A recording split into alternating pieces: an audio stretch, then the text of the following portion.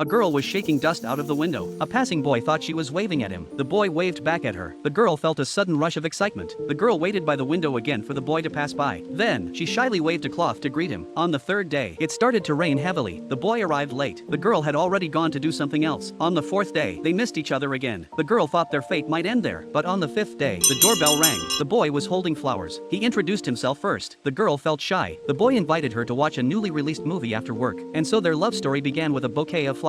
When the lovers on the big screen kissed, the boy tightened his arm around the girl's shoulder. In the big city of London, Ernest was a milkman living in the slums. Ethel was a lady's maid. Their lives were quite ordinary. As their feelings deepened, they met each other's parents. After deciding to marry, Ethel quit her job as a maid. They took out a loan to buy a new house, but the new home had no furniture at all. They planned together how to furnish it. The new house filled them with endless hope.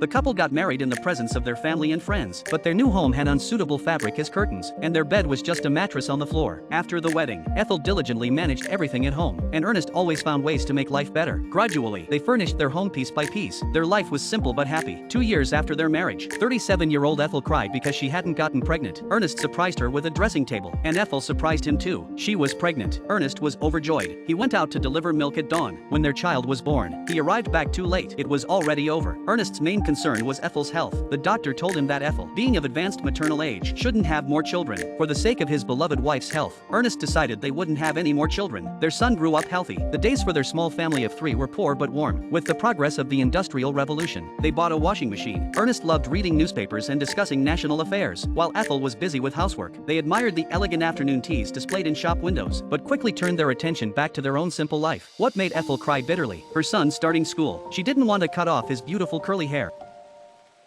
Facing the imminent war, Ernest sealed the windows in advance and prepared a gas mask for each family member to protect against possible gas attacks. The brutal war eventually began. Air raid sirens filled every home with fear. To protect the town's children, 1.5 million were evacuated to the countryside. Although Ethel was heartbroken, she agreed for the safety of their son. Perhaps after parting, they would never see each other again. Staying in London, Ethel and Ernest supported each other to stay strong. Ernest became a firefighter, while Ethel worked as an underground clerk. To avoid bombings, Ernest built an air raid shelter in the yard, but the turmoil persisted. Their iron gates and railings were taken away, to be melted down for weapons. Ethel regretted this, but then a bomb destroyed their home. The ever-optimistic Ernest comforted her, saying it was good they was alive. They were grateful that their son, living in the countryside, was growing stronger. He didn't feel the chaos of the world there. But Ernest, fighting fires on the front lines every day, became exhausted. He felt the brutal reality of war up close, and even his optimism was wearing thin.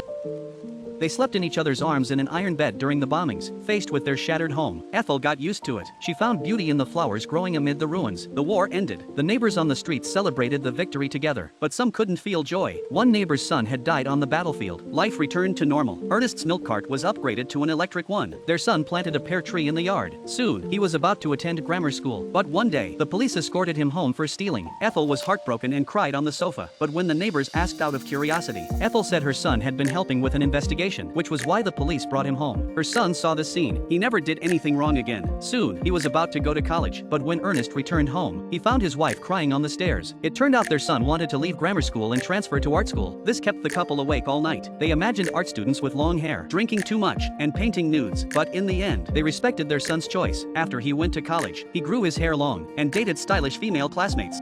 Ernest had a phone installed at home. His wife, however, felt very anxious. It reminded her of an air raid siren. Soon after, they got their first black and white television. Whenever Ernest answered the phone, he would go around the back. He did this just so he wouldn't block his wife's view of the TV. He was still the man who loved surprising his wife. He bought a green sedan. Even though they were old, they were still very much in love. Their son became a teacher at a school. Although it was a part-time job, his daily pay was more than Ernest made in a week. Not long after, the son brought a girl home. Although he was old enough to get married, Ethel would still hand him a comb when she saw his messy hair, but the son resented his mother treating him like a child. This made Ethel unhappy too. However, they apologized and made up during dinner. After the son got married, he said they wouldn't have children because his wife had schizophrenia. Although Ethel was very sad, she had to accept this reality. Later on, the son bought a house in the countryside, so his wife could better recover her mental and physical health. Ethel thought the place was too run down, but Ernest supported their son's decision.